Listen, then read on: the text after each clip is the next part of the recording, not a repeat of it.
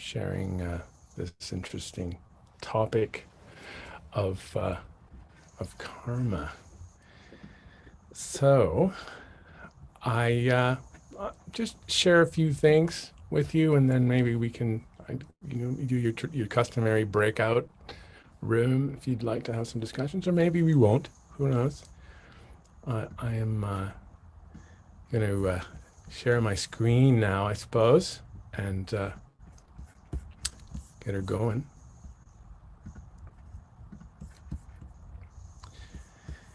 Okay. First day with the new technology here. Okay. All right. Are you seeing this? Yeah? Okay. Oh, So, that's slick, Dan. That's really good. well, it was fun. Yeah, so karma. Are you driving it or is it driving you? Oh, this is the question. This is the ongoing question. Let me see if this is I have to this is a first for me. So not I shouldn't make any excuses. This is it's an explanation. So if it like right now, I want it to move. Okay. So I was thinking, karma's out there. The word people know that we know the word karma, and there's generally kind of a limited, I'm not, understanding of it. And you hear a lot of common related expressions like "must be my karma," you know, or "karma is going to get you." Like we tend to notice it. People perceive it as a random occurrence, something that's out of their control. These things. So, but there is also this sense of you know, knowing that what you put out, you're going to get, but it's not quite with an accurate or, a full fledged understanding, perhaps. And so things like, karma is going to get you. It's usually, on the negative side, you'll get yours, you know. Then there's the, as you sow, so shall you reap, that kind of understanding of the return, or what goes around comes around. Do good things and good things will happen, and so on. I mean, you're seeing that list, do unto others as you would have them do unto you, and there are probably others. Are there any others that you can think of? Judy, you're muted. If you were saying anything, you look like a. Hold on, I'm just speaking to myself, Dennis. Oh, okay, but and that's fair. Can everyone hear me? I'm Yeah, it's really good. yeah. I Really clear. Great. too well. No, it's perfect. Okay, Okay, yours. all right. So Got another one? Put it in the chat box so you can unmute. That's a good list. okay, Hmm. all right. So let's see what's the next one. So karma. Essentially, karma is a Sanskrit word, and many. This is probably a review for a lot of you, or if not. So Sanskrit, karma is basically a Sanskrit word that means action or deed. It's that simple, which is very interesting, and I often like to um, bring up these other expressions or words.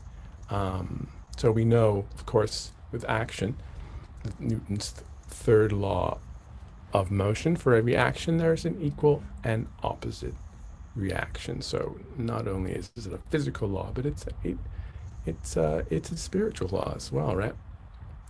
So am I going? And the next one. So here's the word sin.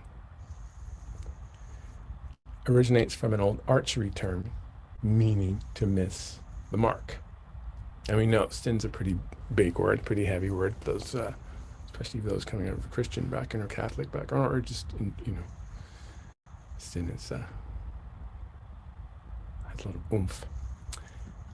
Now, the word luck is connected to a Hindi word, laksh, which means aim or target. So I like these. It's interesting to think about luck, and because people sort of tend to think of it as a random thing. So let me just see if I hold on. Thinking about your aim, if it's you can think of your motivation for doing something as an aim. If there, if it isn't quite genuine, or if there's some sort of agenda, you could say, you're basically sort of going, your trajectory is going away from your true aim, from truth type of thing, right? And so even if it's just off by a degree or 2 degrees, it it's just going to miss the mark. And so you have this. We think about bad luck is essentially when you're missing the mark. And if we think of each one of us as an archer, you know, uh, our luck is really in our hands, which is interesting uh, to know. Sometimes it might be a tough pill to swallow, taking that responsibility. But liberating, it is also liberating as well. So you have the bad luck, and then you have good luck again. So it's just a question of our aim. So um, I wanted to, let's see. I think that, okay. There's something, it's okay. I have to make a confession here. Okay, there are a couple of things I won't have visuals for, but so going back to karma and action, we have two types of action, you could say. You could have physical action, and you could have mental action. It's the mental, so physical, physical activity, walking, movement, dancing, doing your gardening, uh, cooking, all kinds of daily activities. And then there's also passive activity too, just sitting, which many of us are doing, sitting or sleeping. Um, that's also an action, although it's not very active. And then we also have mental activity. So basically, our thoughts, right?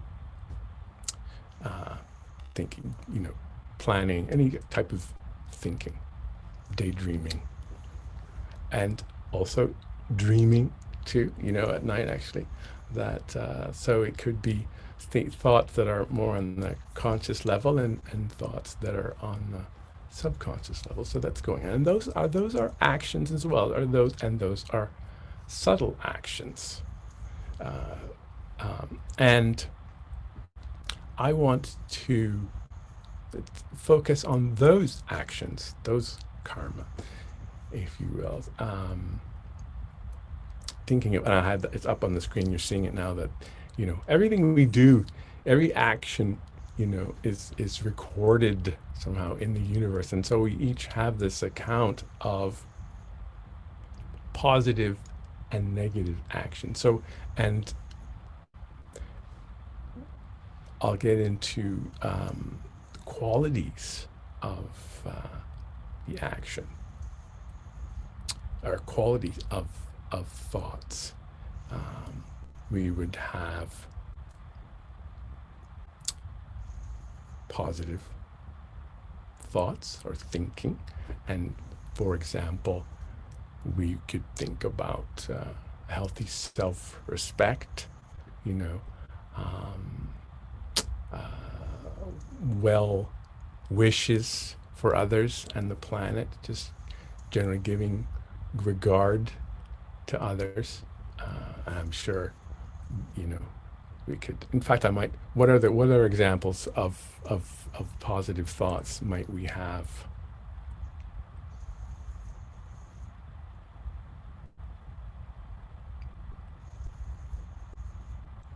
how fortunate we are to have Denzel as a speaker tonight. See, you quick study, very quick study. And then, so those are, I mean, it's fairly obvious, right? And then we would have sort of a negative side, which would, you could sort of say is the opposite, maybe low self-esteem, maybe, jealousy, uh, thoughts of revenge, or just not very nice thoughts, right? Anger, you know. And then we would have necessary thoughts, which would, you can imagine, would deal with, I don't even want to say the mundane, but are just our everyday activities, the chores, the, the things, the to-do list, the things that need to be done. Hygiene, you got to brush your teeth, you have to take a shower, look after the body, those types of things. Those are would you fall under the necessary thoughts. And then we have the category of unnecessary thoughts, or sometimes referred to as wasteful thoughts. And those would fall into the, when you overthink things, um, worrying, um, thinking about things that you can't control, uh, or even, if you've noticed that someone is wearing two different pairs of socks. I think I've used this analogy on this forum before, but two different pairs of socks, and you're like, why are they wearing that? So, and so anything that sort of, it sort of drains your energy. You don't even, it may seem innocuous, but the thing is that easily the unnecessary thoughts can turn into uh, negative thinking, negative thoughts. And again, the reason that I chose to focus on thoughts, actions, is because really our thinking dictates our acting. Um, so I mean, I have this. Let me just come out of. Well, basically, this slide here. I wanted to. Hold on, sorry. So it's sort of whatever is in our awareness affects our attitude, and that actually impacts how we act and interact with others and the planet in general. And interestingly enough, it was shared with me a while back when I first started to practice Raja Yoga meditation, when I first became a student, that the two things that we essentially do are experience and express. That's basically it. We just experience and we express. I've got some we experience and we express. Or you could say give and take as well. And so, if we can be mindful of what it is that, sorry, a beautiful thing that I neglected to mention, a beautiful definition of what is, that $1 million question, what is the meaning of life, right? Our former administrative head, Daddy Janki, who recently ascended, if you will, really passed on, moved on, she had a great response, and basically to that question, she gestured up with her hands and gestured out with her hands. And so what she was saying was taking from God and giving to the world what you've received from God, which I just love. It's such a beautiful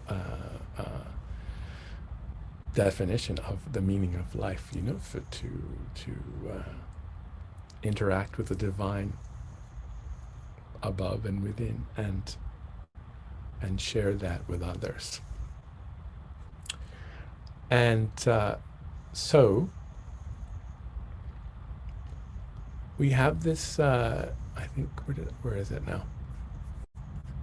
We have this karmic account where I was saying, you know, every action is recorded. So it's you would say it's like an account of positive and, you know, negative actions that are performed. And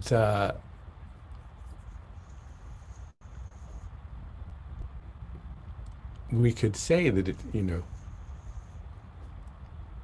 we might be on the a little heavy on the debit side, you know, with the sort of the suffering that we might be feeling, or and so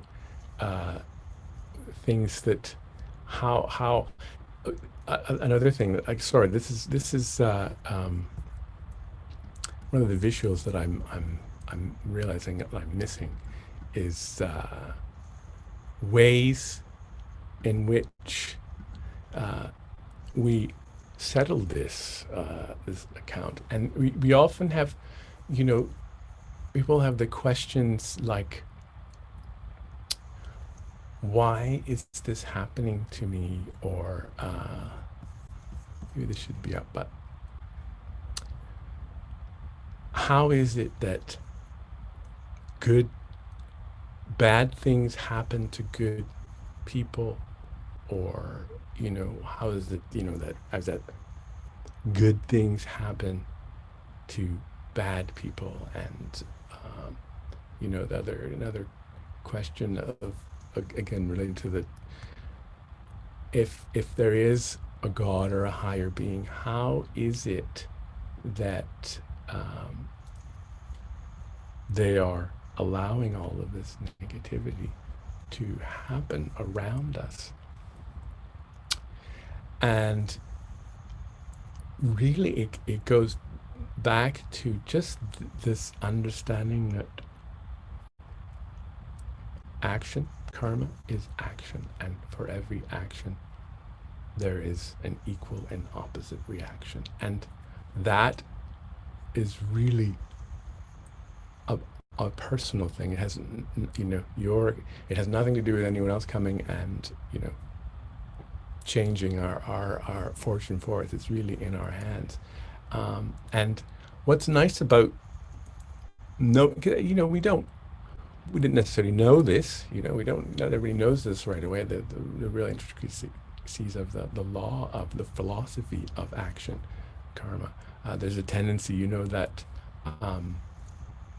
you only live once. You know, people say that a lot. You know, you only live once, so you might as well live it up. And really, it's more of a question that you only get to do something once. You only get to do something for the first time once. You know, and then once you do it, depending on what it is, you'll experience the return of that. And so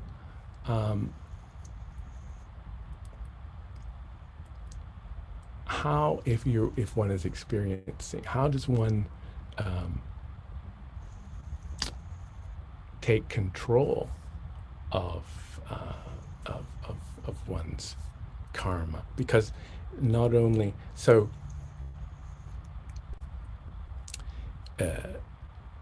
it's not only are you wanting to take control of it, you want to reduce any sort of suffering, or you just want to make it a positive experience. You want things to be going smoothly as much as possible. Um, so understanding the law is helpful, or the phenomenon is helpful. And what you'll find is that your karmic account, if you will, is settled naturally. The universe, you would say if there is one just law, it would be that of karma, in that whatever type of energy you put out comes back. So the ways in which our karmic account is settled, unbeknownst to us a lot of times, is, via health, the physical or mental illness, or trauma, anything of that nature. You'll find is a part of a return, or it could be financial wealth. That's another way to that. Our account is being settled, if you will. So financial instability, or loss of job, or debts, and so on and on and on. I mean, we can go down the list. I'm sure we've had our fair share. And so what we want to do is kind of, let's say, reduce our karmic debt, if you will, and then accumulate a credit. And so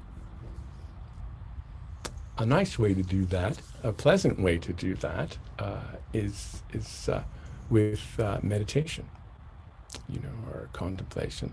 But meditation, so that because it brings about, it can bring about a personal transformation, which thereby reduces or eliminates our negative tendencies, and then we can also, it empowers us to increase, or and accumulate charitable deeds, and a lot of things fall under charitable deeds, but just having a charitable deed could be one. Charity begins at home, as they say. So that's even just having a positive attitude about oneself, which will affect how it is we interact with each other and the planet, and it enables us to come from a place of fullness,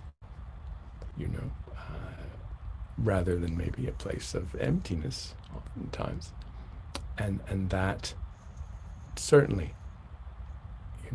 there's an interesting expression, that an empty, a full container doesn't make a lot of noise. It's the empty containers that make a lot more noise, right? Which is an interesting thing. So, yeah, I'm just going to stop there for a bit and just ask for questions, if it's at all clear.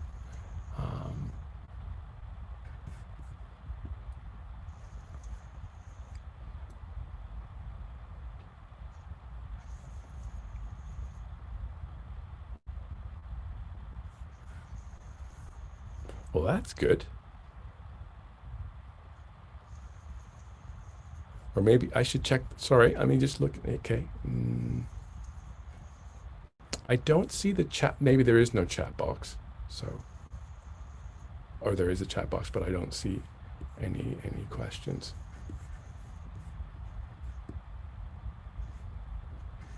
Okay. No, that's all right. Accidentally going through the slides here.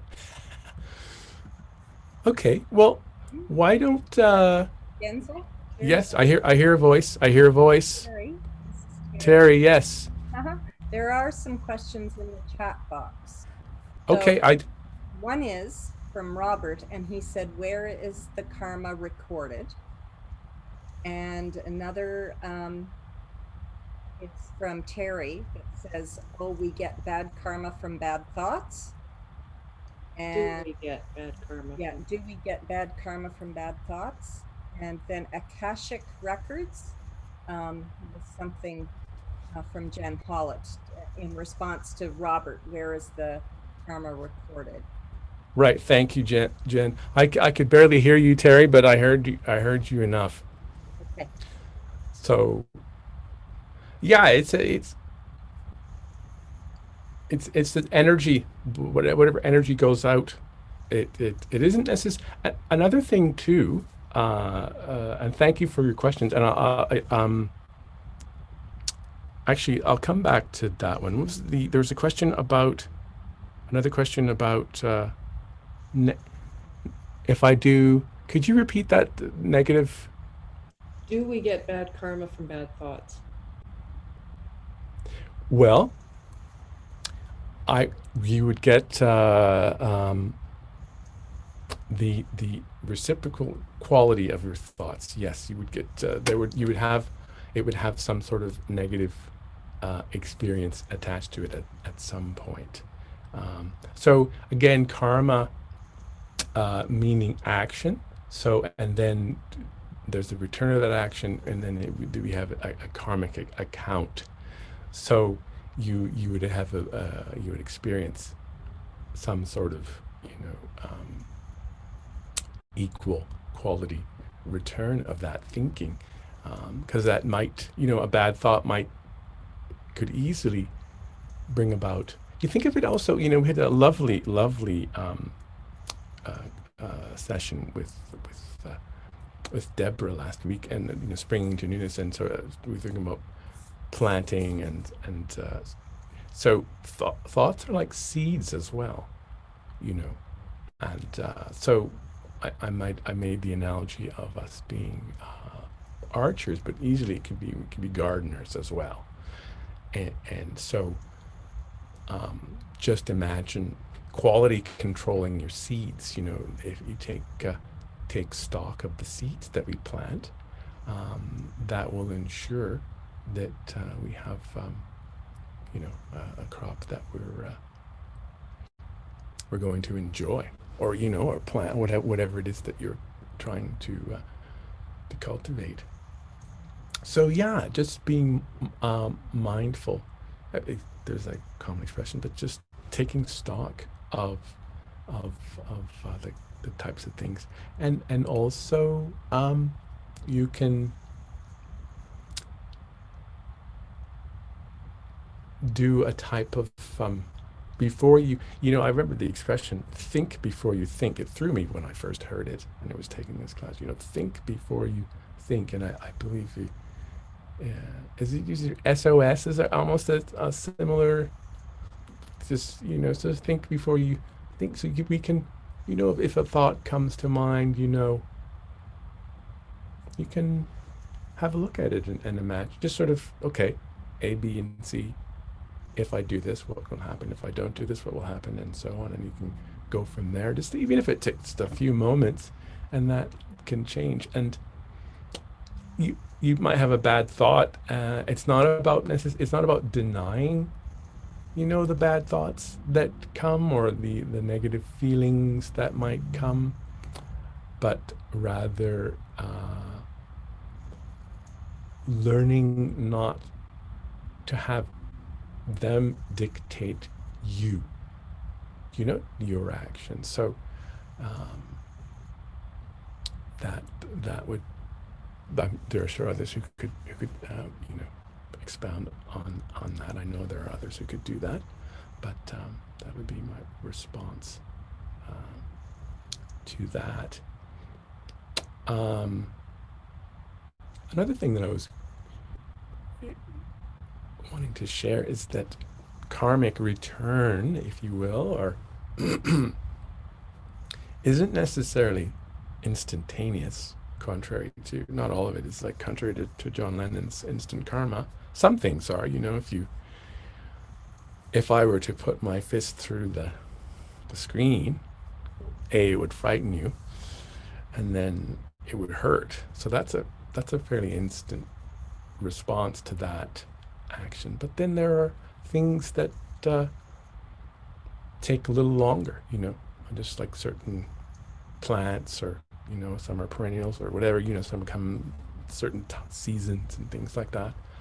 And also similar with our return, the fruits of our the seeds that we plant might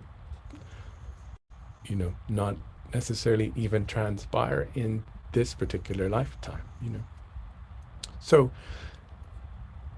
understanding karma, and that it's an action that I've performed, either a thought or a physical action.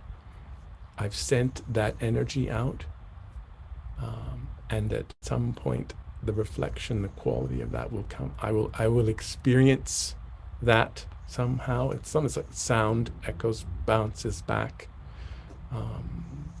Sound is a vibration, and that goes out, and it reverberates, it comes back to us. So similarly, whatever it is we put out will come back. So there's, because of the disconnect between understanding that we're not immune to the things that we do, to the actions we perform, it's easy to think that things that happen to us are random, like you won a lottery for no reason, or just someone broke into your car, or you can list off the types of things that happen to you or friends that just seem random and arbitrary. But the truth of the matter, and sometimes it's a tough pill to swallow, is that it's and it shouldn't be a tough pill to swallow, because it's really not even like, it's not even a comeuppance, or just that you're being punished, or there's nobody doing anything other than it's just a simple return of energy that we inadvertently put out. And we could, another analogy could be, well, we're using the same, the car analogy, is that if you think about you're driving, and if you fell asleep at the wheel, you probably wouldn't be too surprised to find, well, maybe wake up to the classic white lights and doctors looking over your face, or wrapped up behind a tree, or in front of a tree when you wake up, and it's simply just having fallen asleep at the wheel and not being in control of what you were performing. And it's it's not a blame thing. It's a nice thing about really understanding karma, or thinking about it, reflecting on it, and taking it on board, because it can remove like guilt, or just you can face things and sort of, it's like, okay, I didn't know before, or I didn't, and then you can move on from a lot of things. I find. Cindy has a question, Dans. Yes. Can you, are you able to, maybe it might be me. I can tell you, yeah, and that's it. There's only one. Oh, Is karma connected to effort? and what I wanted to request, Judy, is I can't hear you very well. My monitor, go ahead again. That's perfect. Cindy Perfect. asks if karma is connected to effort. Is karma connected to effort?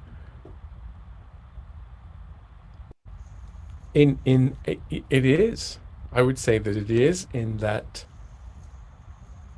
your effort, your endeavor is a type of activity. So your type of activity can make your endeavor easy, or it can make it difficult, or you could be chasing your tail. So there is a connection. I would say effort, I'm assuming you mean to improve yourself, which is, yeah, Sort of, I don't know if you can hear me. I can. Yes. Intention, like say you have, I guess my question was, what if you give a lot and you think your intention is to be kind, but it's received, it's not always received in the right way. That might be an example. I don't That's know. a beautiful example, actually. Thank you for that. Yeah, that's that classic. Why am I holding the door open for you? Yeah. You know, have you had that experience? You know, you seen with being with people, or you yourself, you open the door, and you know whoever it is, our lovely, you know, universal sibling, might be preoccupied or whatever, does not acknowledge your good deed, and you're like, you're welcome. You know that. So you know that is not. I would qualify that as that would be in the negative actually column. You know what I mean? Like not it's not sinister, but it's not clean. You know, because if there is a um, an expectation there that you weren't doing it for the other person. You know what I mean? It's sort of sometimes it's like that road. You know the saying.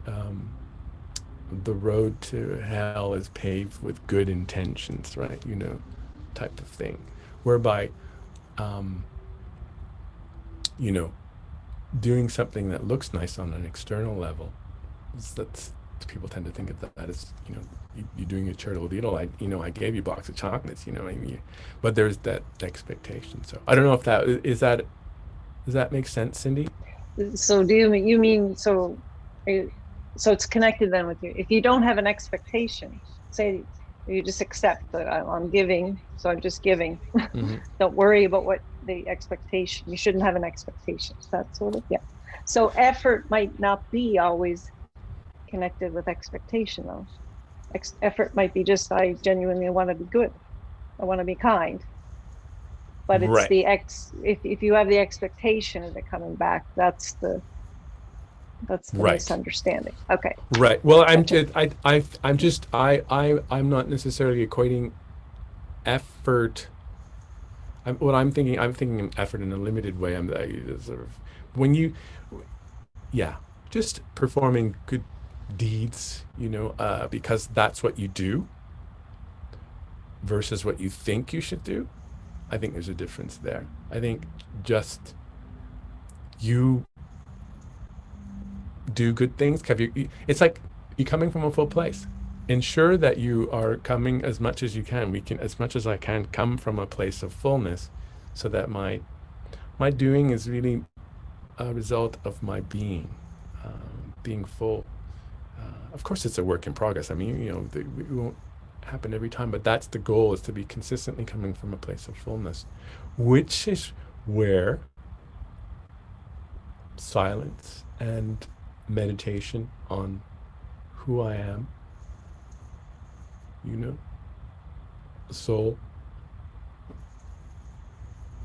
who do I belong to? God, dad, mom, dad, the supreme single parent, the divine single parent, you know, have that connection and take from that connection, fill up and then give. I noticed for that changed the way that, you know, I approached, you know, performing, for example, just coming from a place of fullness. Before it was, you know, being a little too dependent on the audience response. Now, of course, you know, there's quality control. You're not looking for eggs because you want to hold your pitch and so on and stuff, you know. But the motivation changes when you're coming from a place of a giver, a bestower rather than a beggar. So, you know, as Shakespeare said, the world is a stage. So you know, really, we're players on it, and each one of us is taking part in this amazing play, and we're always in a scene, and we're creating a scene, co-creating a scene, and as much as we can be giving, um, or you know, giving in a sense that you're not taking, and that's not to say that we can't be we can be interdependent but not codependent, if that makes sense, you know. So that's yeah. Was that? Are we getting closer, Cindy?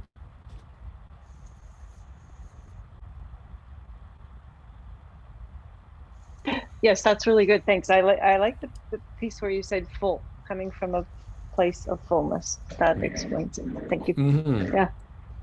Yeah, and yeah, and again, it's interesting. Again, it's tricky too, but knowing that each one, you could say that, you know, everyone's account or is like everyone has their story, and we don't know everybody's story, and it isn't necessary for us to know the details of each story, but just to know that everyone has a story, and I that's not it's not for me to control, but if I can, as much as possible, and I'm listening to myself, you know, this is I haven't mastered this stuff by any means, so the more I share it, the more it'll come back to me. It's like, Dan, you said, remember Dan's, you said, um, so you the boy, I'm gonna trip myself up there. Just somebody remind me, where was I? I was in mid thought and I dropped the bomb there. This is a test, though. This is the technique to see who is listening. The intentions part about just giving, being full, filling yourself. Right. And David's typing in here, this is nice. When intentions are pure, there's no expectation of return. While the law of karma ensures you will get that intention back, but it is not immediate and it's not transactional. So that's lovely because there is the understanding. You can trust your karma if your intention is pure and you are motivated by that pure intention and not allowing, say, an accountant's mindset to kick in. Well, I gave more than they, or, you know, that kind of thing. It's not transactional that way. But you can rely on then that will at some point come back to you, if not immediately. So that's nice to bank on that. Yep. You know, in your account. Oh, nicely done. Nicely done. Yeah.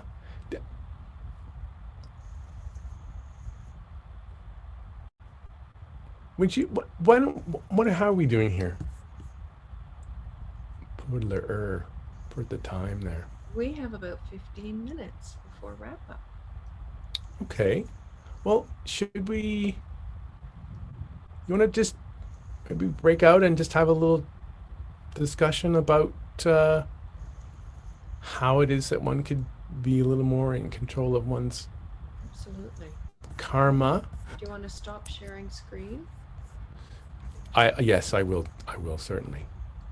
Sure, we could do quick little, off we go. Just share for 8 minutes. 10. See ya.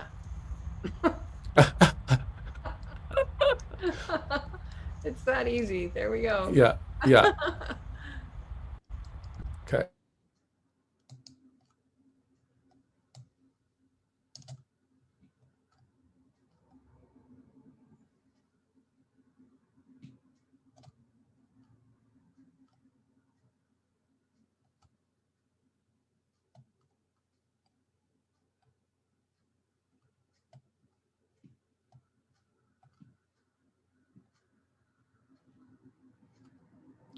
Lynn, did you want to jump into your group or?